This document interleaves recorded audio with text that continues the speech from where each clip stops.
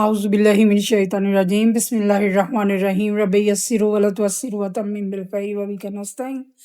رب اشرح لی صدری ویسر لی امری واحلل عقدۃ من لسانی یفقہوا قولی واجعل لی وزیرا من اہلی آمین یا رب العالمین۔ السلام علیکم ورحمۃ اللہ وبرکاتہ۔ پیارے بچوں، کیسے ہیں آپ؟ امید ہے آپ بہت زیادہ جوش و خروش سے پڑھ رہے ہوں گے۔ اچھا بچوں، آپ نظموں اور غزلوں کے بارے میں پوچھ رہے تھے کہ مس ہم غزلیات چھوڑ دیں، تو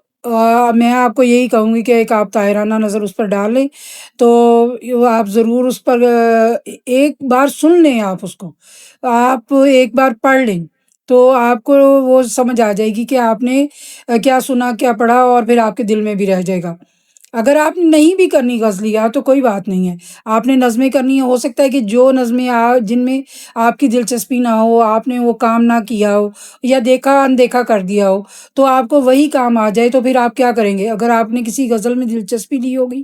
اور اس کو سن لیا ہوگا، اس کو پڑھ لیا ہوگا، تھوڑا سا وقت اس کو دیا ہوگا، تو آپ وہ غزل والا سوال بھی حل کر سکتے ہیں۔ تو آئیے، یہ آپ کی فرمائش جو ہے پوری میں نظمیں ساری کر رہی ہوں، اس لیے کہ آپ تاکہ نظموں کا پورشن اچھی طرح سے کر لیں۔ ویسے میں نے غزلیات بھی بڑے دل سے پڑھائی ہیں، اور آپ ضرور غزلیات سن کر جائیے گا، اور بلکہ ہر روز ایک آدھ اپنے کانوں میں لگا کر سن لیں، ساتھ کا سامنے کتاب رکھ لیں، اس سے میچ کرتے جائیں، اور اگر کوئی میری غلطی ہو تو بتا بھی دیا کریں کمنٹ میں۔ تو آئیے دیکھتے ہیں، ہم نے نظمیں جوش میں لی آبادی صاحب کی شروع کی ہوئی ہیں۔ حسن اور مزدوری کا بچوں میں نے آپ کو اس کی تشریح کر دی تھی، پھر اس کے بعد البیلی صوبوں کی بھی تشریح کر دی تھی، یہ بھی ہوگی بچوں۔ اور اب ہم شکست زنداں کا خواب کرنے لگے ہیں۔ یہ بچوں بہت مختصر سی نظم ہے، اور لیکن بہت ہی بامعنی ہے۔ ہر قیدی جو ہے، چاہے کسی بھی جرم میں، چاہے کسی نے جرم بھی کیا ہو تو وہ بھی قید ہو، تو وہ اس سے قید خانے کے ٹوٹنے کا خواب دیکھتا ہے۔ اور جو بے گناہ قیدی ہوتے ہیں، جن کو بغیر کسی وجہ سے پکڑ دھکڑ کر قید خانے میں شامل کر دیا جاتا ہے، اور وہاں پر وہ اتنے بے بس اور لاچار ہوتے ہیں، ان کا کوئی پرسان حال نہیں ہوتا۔ تو آپ سوچیں کہ عام حالات زندگی کیسے ہیں، تو پھر جیل کا تو کوئی اور ہی حالات ہوتے ہیں، اور آج سے 200 سال پہلے کے زندان میں تو آپ دیکھیں کالے پانی کے زندان جا کے، اور اس طرح کے بہت سے انگریزوں نے جو قید خانے بنائے تھے، تو وہ ظاہر ہے یہ بھی جو ہیں اسی دور کے ہیں، جوش ملی آبادی صاحب، اور انہوں نے مسلمانوں کو اپنی وقار کو کھوتے ہوئے دیکھا اور انگریزوں کو قابض ہوتے ہوئے دیکھا، تو پھر ایک انسان پر، ایک قابل انسان پر کیا گزرتی ہے، یہ سارا میں نے پہلے آپ پر واضح کیا ہوا ہے، اور آپ اس کو دوبارہ ہسٹری کی کتابیں بھی دیکھ سکتے ہیں، اور جوش ملی آبادی صاحب کی بایوگرافی نکال کر بھی دیکھ سکتے ہیں۔ اچھا بچوں، شکست کے معنی ہے ٹوٹنا، اور زندان کے معنی ہے قید خانہ، یعنی قید خانے کے ٹوٹنے کا خواب۔ کیا ہند کا زندان کانپ رہا ہے؟ ہند پورے ہندوستان کا، پورا ہندوستان ہی ایک زندان بن چکا تھا بچوں، کوئی بات کہنے کی اجازت نہیں تھی، ایک دوسرے سے ڈرتے تھے لوگ کہ ہم اگر کہیں گے تو یہ ہماری وہاں پر بات ہی نہ پہنچا دے، تو لوگ وہ پرانی ایک کہاوت تھی کہ وہ دیکھ کر فوج کو یا پولیس کو یا کسی بھی صاحب عہدہ انسان کو دیکھ کر، تو وہ لوگ بڑے بڑے جو ہیں وہ ایک افسانہ بھی ہے او لیول کیمبرج کے اس میں، کہ جب دیکھتے تھے کہ کوئی سرکاری عہدے دار آ گیا ہے، انگریز یا کوئی بھی، تو وہ اپنے آپ کو مٹا دیتے تھے، چھپ جاتے تھے۔ تو یہ مطلب اتنے لوگ ڈر گئے تھے، کیونکہ اتنا قتل عام ہوا تھا، ہر انسان کو جو ذرا سی بھی جنبش کرتا تھا اس کو پکڑ لیا جاتا تھا، اس کو پتہ ہی نہیں، ماں باپ کو پھر پتہ ہی نہیں ہوتا تھا کہ وہ کہاں گیا۔ تو جو قید ہو گئے ہیں وہ یہ خواب دیکھ رہے ہیں کہ قید خانہ ٹوٹ گیا ہے۔ تو ہند بھی تو قید ہی تھا، انگریزوں کا قید خانہ بن گیا تھا 200 سال تک۔ 1757 میں وہ انٹر ہوا ہے، اور اس نے میسور کے اسٹیٹ فتح کی ہے، سلطان ٹیپو کی، اور اس کے بعد 1857 پورے 100 سال کے بعد وہ دلی پر قابض ہوا ہے، اور بیچ میں سارا علاقہ پر وہ قابض ہو چکا تھا۔ پورے 100 سال میں صرف ایک دلی کا دارالحکومت رہ گیا تھا، تو وہ بادشاہ نے کہا تھا کہ بس یہاں نہ آنا، تو لیکن وہ وہاں بھی آ گیا۔ وہ وہاں کیوں نہ آتا؟ وہ تو کیپٹل تھا، وہ صدر مقام تھا، تو اس نے پھر ہند پر اپنا جھنڈا گاڑنا تھا، تو وہ پھر اس نے بادشاہ کو وہ گرفتار کر لیا اور ملک بدر کر دیا، اور وہ آ گیا۔ تو پورا ہند جو ہے وہ زندان ہے،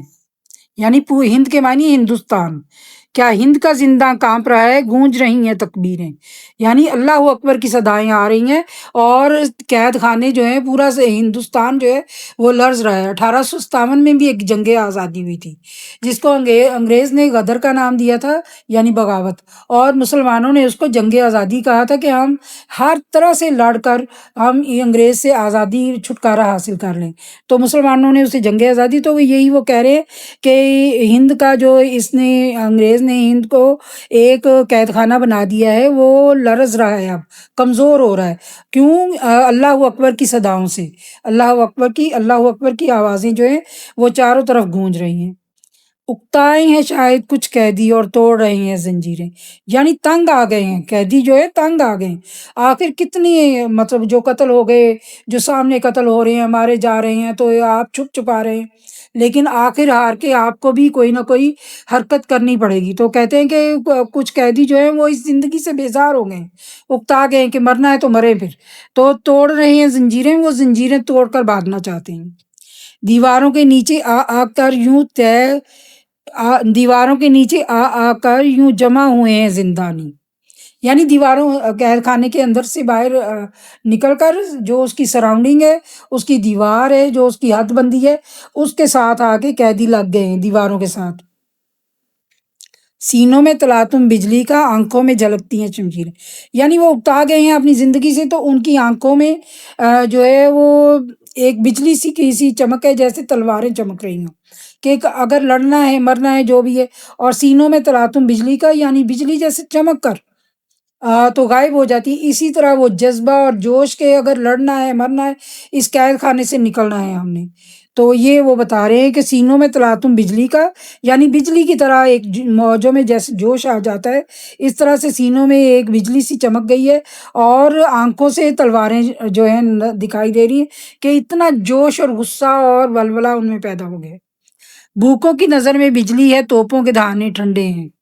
یعنی بچو کتنی بھوک انسان ایک برداشت کر سکتا ہے، اور جس کو مطلب بھوک ہی زندگی میں لکھ دی گئی ہو، تو آگے دیکھیں کہ پھر کیا ہوا کہ بھوکے جو ہے وہ ان کی آنکھوں میں بجلی بھر گئی ہے کہ ہم کسی طرح کٹ مرے، ہمیں روٹی حاصل ہو، ہمیں امن و سکون حاصل ہو۔ اور کیا جب کب یہ ہوئی ہے، بھوکے کب تنگ آئے ہیں؟ جب توپیں جو تھیں وہ ٹھنڈی ہو گئیں، یعنی توپوں نے اتنی گولہ باری کی کہ سب کچھ برباد کر دیا۔ تو اس کے بعد دو توپوں کے منہ ٹھنڈے ہو گئے، لیکن بھوکوں کی نظر میں بجلی بھر گئی ہے۔ تقدیر کے لب کو جنبش ہے، دم توڑ رہی ہیں تدبیریں۔ اب تقدیر کے جو قدرت نے جو ہماری تقدیر لکھی ہوتی ہے، اس میں بھی جنبش آئی ہے کہ وہ بھی مطلب ہمارے لیے کوئی مطلب کچھ اور ہماری قسمت میں لکھ رہی ہے کہ اس غلامی کے بعد کوئی اور چیز ان کے لیے آنی چاہیے۔ تو تقدیر کے لب کو جنبش ہے، یعنی تقدیر بھی ہماری بدلنے والی ہے۔ دم توڑ رہی ہیں تدبیریں، جنہوں نے ہمیں قید کیا ہے ان کی چالاکیاں اور ان کی وہ جو بھی چالیں چل رہے ہیں وہ ختم ہو رہے ہیں، دم توڑ رہے ہیں۔ آنکھوں میں گدا کی سرخی ہے، یعنی فقیر کی آنکھوں میں سرخی ہے، اور بے نور ہے چہرہ سلطان کا چہرہ بھی بے نور ہو گیا۔ اس کے سامنے کتنے شہزادوں کے سر کاٹ کر وہ خان میں تشتریوں میں لا کر سجا کر رکھے گئے، تو سلطان کے چہرے پر خون باقی رہنا تھا اپنے اہل خانہ کے۔ تو بے نور ہے چہرہ سلطان کا، تو سارا ہند قیدی ہو گیا، فقیر سے لے کر سلطان تک جو ہے وہ فقیر کی آنکھوں میں مطلب ایک سرخی، مطلب رو رو کر یا غم سے جو آپ کی اندر کی کیفیت ہے وہ آپ کی آنکھوں میں آ جائے، یا بہت رونے کے بعد سوزش آنکھوں میں ہو جائے، اور جب ایک انسان ہکا بکا رہ جائے کہ بالکل اس کو سمجھ ہی نہ آئے کہ اس کے ساتھ ہوا کیا ہے، تو جب وہ صبح خوان اٹھاتا ہے تو اپنے سامنے وہ کیا پاتا ہے، تو بادشاہ کا چہرہ جو ہے وہ بے نور ہو گیا۔ تقریب نے پرچم کھولا ہے، سجدے میں پڑی ہیں تعمیریں۔ آپ مطلب وہ بربادی، جیسے انہوں نے بربادی آ کر کی، عمارتوں کو برباد کیا، مدرسوں کو برباد کیا، ہر چیز کو، شہروں کو برباد کیا، لوگوں کو مارا کاٹا، سب کچھ کیا، تو انہوں نے کہا کہ اب یہ جو انہوں نے ہند کو غلام بنایا ہے، اب ہند والوں نے بھی برباد کرنے کا ہی پرچم لہرا دیا ہے۔ یعنی اگر بربادی ہماری قسمت میں لکھی ہے تو ہم لڑ کر ہی اس کو مطلب اس کا مقابلہ کریں گے۔ تو سجدے میں پڑی ہیں تعمیریں، تو سب چیزیں جتنی بھی تعمیر اور ترقی تھی وہ سب گر گئی ہے، نیچے ختم ہو چکی ہے۔ کیا ان کو خبر تھی زیر و زبر رکھتے تھے جو روح ملت کو، یعنی ملت کے لیے، روح ملت کے لیے جو انتظام کرنے والے تھے، جو بھی حکم دیتے تھے وہ فرمان ہو جاتا تھا زیر و زبر، یعنی کسی کو اعلیٰ مقام دے دیا، کسی کو نیچے، کسی کو پھانسی دے دیا، تو وہ جو تھے وہ ان کا کیا حال ہوا ہے، وہ ان کے لیے بھی ابلیں گے زمیں سے مارے سی، برسیں گی فلک سے شمشیریں، یعنی روح ملت کو زیر و زبر کر رہے تھے، وہ اپنے اختیارات استعمال کر رہے تھے، تو ان کے لیے بھی اللہ تعالیٰ نے انتقاماً یہ ایک فوج بھیجی، یہ جو ہے انگریزوں کی، کالے ناگوں کی طرح یہ برسی آسمان سے، اور تلواریں برسی، پھر زمین سے جو ہے وہ کالے ناگ نکلے اور آسمان سے تلواریں، یعنی قدرت کا ایک عذاب تھا۔ انگریز جو تھا وہ اتنے، اللہ تعالیٰ نے ابھی میں نے 20ویں پارے میں پڑھا ہے کہ جن کی معیشت بالکل خوشحال تھی وہ اتنے گناہ گار ہو چکے تھے کہ اللہ تعالیٰ نے پھر ان پر عذاب لائے، اللہ تعالیٰ کہ وہ اتنے اللہ کے منکر ہو چکے تھے، ان کو کوئی بھی عقل کی، دانش کی، ڈر کی بات، آخرت کی بات سمجھ نہیں آتی تھی، وہ ان کی معیشت اتنی بھرپور اور خوشحالی میں تھی۔ تو اللہ تعالیٰ نے فرمایا کہ ہم نے معیشات ہے، ان کی معیشت جو ہے وہ بہت ہی خوشحال تھی، تو ان کو پھر ہم نے ان کی بنیادوں سے لیا کہ وہ ہمارے انکاری تھے، آخرت کے انکاری تھے، اللہ کو جھٹلاتے تھے۔ تو آپ دیکھیں کہ جب آپ اپنے دین کے آپ اوپر کاربند نہیں رہتے، اللہ پر آپ کا عقیدہ کمزور ہوتا ہے، اور آپ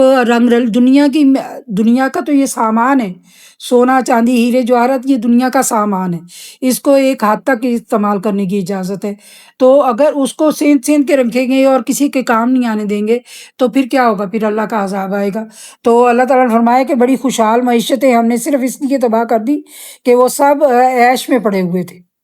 تو ان کے لیے پھر کیا ہوا کہ انگریز ایک عذاب کے طور پر ان پر آیا، ابلیں گے زمین سے مارے سی، زمین سے کالے ناگ جیسے نکل آئے ہیں اس طرح انگریز نکل آئے، اور تلواریں جو ہیں ان کے بدلے کی، وہ جو فتح کر لیتے تھے ان کو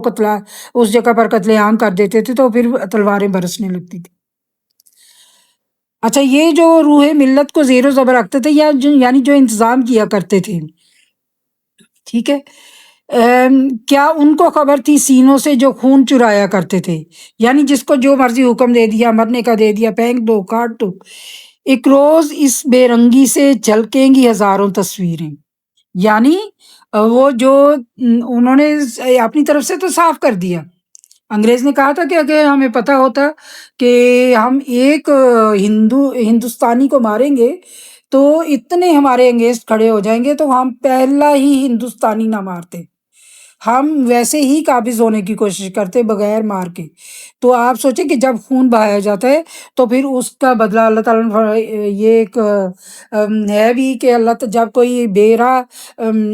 جب کوئی ناحق اللہ کی راہ میں قتل کیا جاتا ہے، شہید کیا جاتا ہے، تو اللہ تعالیٰ اس کے عوض پھر بہت سارا خون بہاتے ہیں۔ تو ایک صحابیاں، آپ ان کی تاریخ پڑھیں گے تو میں ابھی نام نہیں لے سکتی کیونکہ پھر لمبی باتیں ہو جاتی ہیں، تو انہوں نے کہا تھا کہ میرے شہید ہونے کے بعد آسمان سے خون کا پرنالہ جاری ہوا ہے جو کبھی ختم نہیں ہوگا۔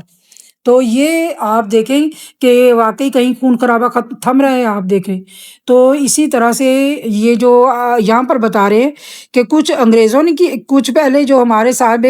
اختیار لوگ تھے وہ خون خرابہ کرتے تھے کہ جس کو چاہا زندگی کا حکم دے دیا، جس کو چاہا اس کو بند کر دیا، ان پر انگریز مسلط ہو گیا۔ اب انگریزوں کو بھی تو کسی نے آگے اپنا منہ دکھانا تھا نا، انگریزوں کے سامنے بھی کسی نے ڈٹ کے کھڑے ہونا تھا، تو وہ کون تھے؟ وہ اس ایک روز اس بے رنگی سے جھلکیں گی ہزاروں تصویریں، وہ جو سر سید احمد خان نے ایک نئی کھیپ تیار کی تھی نوجوانوں کی، اس نے پورے مطلب 50-70 سال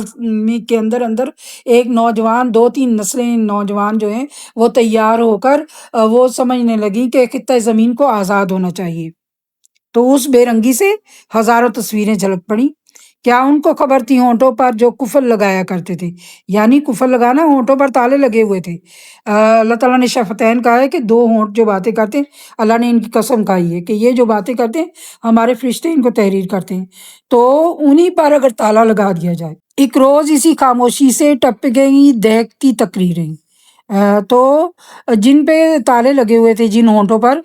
تو انہیں نہیں پتا تھا کہ وہ جو کھیپ تیار ہوئی ہے نوجوانوں کی، وہ ایسی پرجوش تقریریں کرے گی۔ وہ کیا آپ نے سنا ہوگا کہ حضرت قائد اعظم محمد علی جناح رحمۃ اللہ علیہ جو ہیں وہ انگریزی میں تقریر کرتے تھے، تو سب دیہاتی جو جتنے بھی ہمارے وہ پنجاب میں آتے تھے، سرحد میں جاتے تھے، بلوچستان میں جاتے، جہاں بھی وہ جاتے تھے، پورے ہندوستان میں سفر کیا انہوں نے، تو لوگوں کو تو اردو اور ہندی سمجھ آتی تھی اور پنجابی سمجھ آتی تھی اور دوسری لوکل زبانیں سمجھ آتی تھی مقامی۔ تو انہوں نے کہا کہ آپ تم لوگوں کو کیا بات سمجھ آتی ہے، یہ تو انگریزی بولتا ہے۔ تو کسی سادہ آدمی نے سادے آدمی سے پوچھا کہ تمہیں کیا سمجھ آتا ہے کہ یہ محمد علی کیا بات کر رہا ہے؟ تو انہوں نے کہا کہ ہمیں یہ تو نہیں پتا کہ یہ بات کیا کر رہا ہے، ہمیں یہ پتا ہے کہ یہ بات سچی کر رہا ہے۔ تو یہ اتنا یقین ہو گیا تھا ان کو، تو یہ وہ نوجوان نسل جو تیار ہوئی تھی، پھر اس نے جو ہے وہ ایسی تقریریں کی اور قوم کا خون جو ہے گرمایا اور قوم آزادی کی طرف بڑھی۔ اور پھر آگے وہ وہی، کیونکہ وہ جوش میں علی آبادی صاحب جو ہے وہ یہ ہندو پاک آزاد ہونے کے بعد وہ پاکستان آ گئے تھے، تو ان کا یہاں پر قیام رہا وفات تک، تو اسلام آباد میں ان کی قبر بھی ہے۔ تو سنبھلو کہ وہ زنداں گونج اٹھا، جھپٹوں کے وہ قیدی چھوٹ گئے، یعنی انہوں نے ہندوستان پاکستان بنتے ہوئے اپنی آنکھوں سے وہ منظر دیکھا کہ وہ کہتے ہیں کہ سنبھلو کہ وہ زنداں گونج اٹھا، یعنی زندان میں ہلچل ہو گئی ہے اور قیدی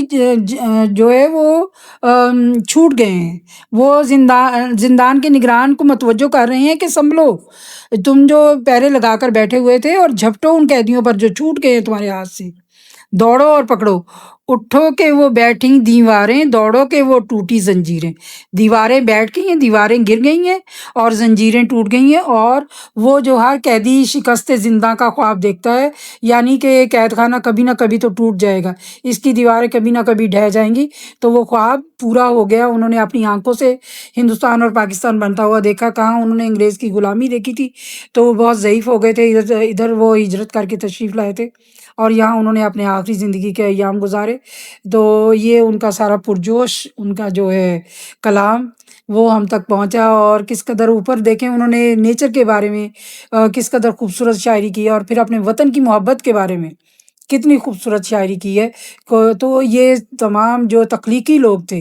جو تھے، انہوں نے پھر وطن کی ترقی کے لیے اور تعمیر کے لیے کیا کام کیا، وطن کے نوجوانوں کو جگانے کے لیے کیا کام کیا۔ جب یہ کلام چھپتا تھا رسالوں میں اور لوگ پڑھتے تھے، اس وقت یہ تھوڑی ہوتا تھا کہ یہ پکڑو اور اس کو ریلوں کو دیکھتے رہو، اس وقت تو ہوتا تھا کتاب پکڑو، نئی کتاب کون سی آئی ہے، نیا رسالہ کون سا آیا ہے، اس کو چپڑنا چاہتے تھے، لے کے لیٹ گئے، کوئی ایک نے چھوڑا، دوسرے نے پکڑا، دوسرے نے چھوڑا، تیسرے نے پکڑا، تو سب اخباروں اور رسائل کو پڑھتے تھے۔ تو پھر اس سے جو ہے علم ایک دوسرے کی طرف بڑھتا تھا اور وہ جوش اور جذبہ پھیلتا تھا۔ تو پھر وہ جیسے میں نے قائد اعظم کا بتایا رحمۃ اللہ علیہ کا، تو اسی طرح سے ان کا پیغام پہنچا ہم تک، اور پھر یہ ہمیں آزادی کی صبح نصیب ہوئی، اور آخر کار قید خانہ ٹوٹ گیا اور سب جو ہیں وہ آزاد ہو گئے قیدی۔ اور انشاءاللہ پھر ملیں گے کسی اور نظم کے ساتھ۔ ابھی اجازت دیجیے، اللہ حافظ۔